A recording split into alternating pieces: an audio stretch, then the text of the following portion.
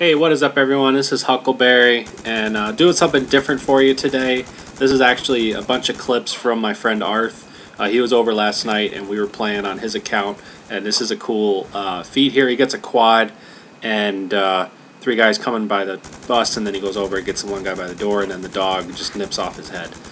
So that was kind of a cool feat. And this is something you won't see every day. This is a Dragonfire fight between two Dragonfires.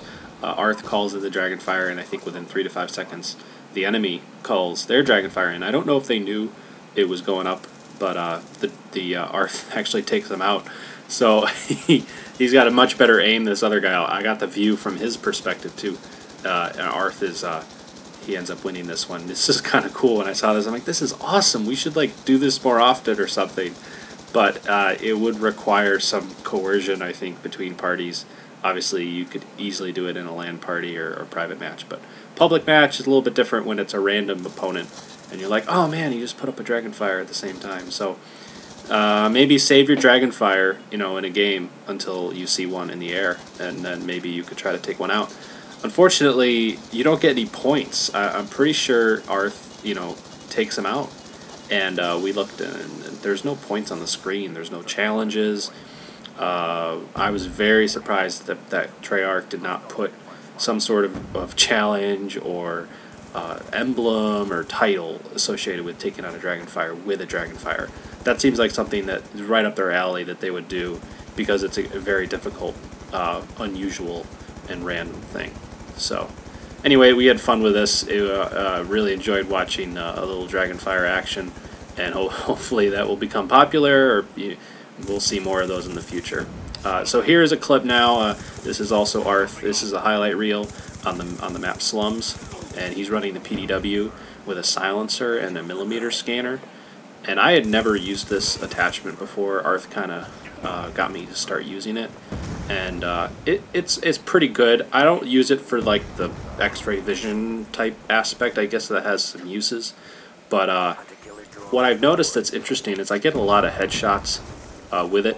If you just kind of aim at their upper body, I almost feel like it kicks up at the last second, and you might get some more headshots. So I have a couple clips, and my next video I'll show you where I just go on like a headshot spree. So the other aspect here, the Arth's game that I really like, is his drop shotting ability. Since he's moved to tactical, there are a lot of times where he wins those gunfights, and he told me, he's like, I always lose those close quarter gunfights, right in front of the guy's face, but I think he wins more than he realizes, I think, from the average player. A lot of times it's the turning ability. Sometimes it's just you gotta turn the right amount to kill him. But I mean, those ones where he is locked on and he drops down, he increases his odds of winning that fight by a large factor. And I do think that a large, at least a small portion of your kill out ratio could be improved. 5–10% increase by simply drop shotting, winning those close quarter combats. So the last thing I want to talk to you guys about how I did this is I created highlight reels. When I went to the theater mode, or I went to select the film that I wanted to watch, and then instead of clicking start film, you click create highlight reel, and then it'll ask you how do you want to create it. Like it takes the star value of certain kills, and it says this is a 2-star, this is a 3-star, 1.5 stars, and it'll usually come up with about 15 to 20 clips that are at least a star, and you can filter out some of them, because a lot of the ones that are just 1 star is just like 1 kill. If you filter out some of those, you'll get more of the doubles and the triples, and also if you have some equipment kills or special score streak kills, those will also count to it.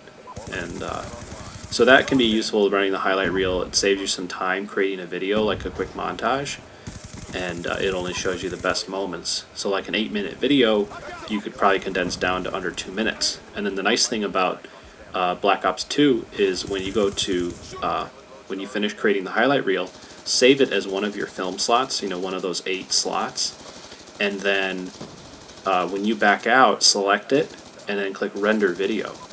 And if you've linked your Black Ops 2 to YouTube, and you have to do that in the options, So first you link it to YouTube in the options.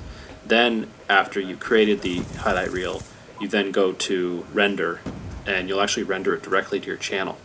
Now it won't have any audio of you talking, but it will have the gameplay, and you don't need a capture card to do that. So I thought that might be useful for you guys. Hope you enjoyed the video, and if you could like the video, that would be awesome. And if you like watching these, please subscribe. Thanks, and hope you have a good day. Talk to you later.